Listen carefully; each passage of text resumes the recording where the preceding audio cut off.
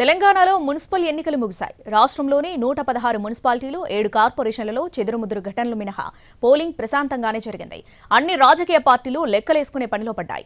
అధికార పార్టీ ఫలితాలపై ధీమాతో ఉంది. కాంగ్రెస్ పార్టీ ఆశించిన సీట్లన్నీ ఎదురుగాలి వీచిందెక్కడ? Let's watch. మున్సిపల్ ఎన్నికల ఫలితాలపై కాంగ్రెస్ పార్టీ కాన్ఫిడెంట్తో ఉన్నట్టు కనపడుతోంది. 80 నుంచి 85% మున్సిపాలిటీలను గెలిచి తీరాలని లక్ష్యంగా కాంగ్రెస్ పార్టీ పనిచేసింది. ప్రత్యర్థి పార్టీలైన బీఆర్ఎస్, బీజేపీలను కట్టడి చేసేందుకు అన్ని రకాలుగా ప్రయత్నించింది.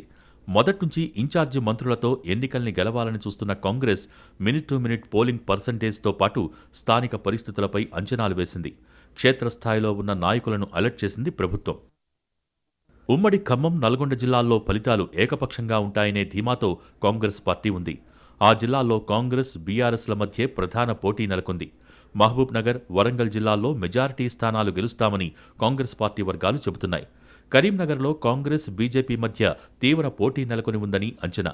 ఇక నిజామాబాద్లో కాంగ్రెస్ ఎక్కువ సీట్లు ఆశించింది. అందుకనుగుణంగా ఆఖరి నిమిషం వరకు అన్ని రకాల ప్రయత్నాలు చేసింది. అయితే కాంగ్రెస్, బీజేపీ మధ్య టఫ్ ఫైట్ నడిచిందని అంచనా వేసుకుంటోంది అధికార పార్టీ.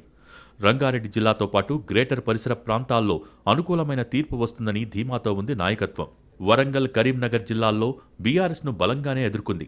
మహబూబ్ నగర్ పార్లమెంటు పరిధిలో కాంగ్రెస్, బీజేపీ మధ్య తీవ్ర పోటీ నెలకొన్నట్టు అంచనా వేసుకుంటోంది. మున్సిపల్ ఎన్నికల్ని కాంగ్రెస్ ప్రభుత్వం సవాల్గా తీసుకుంది.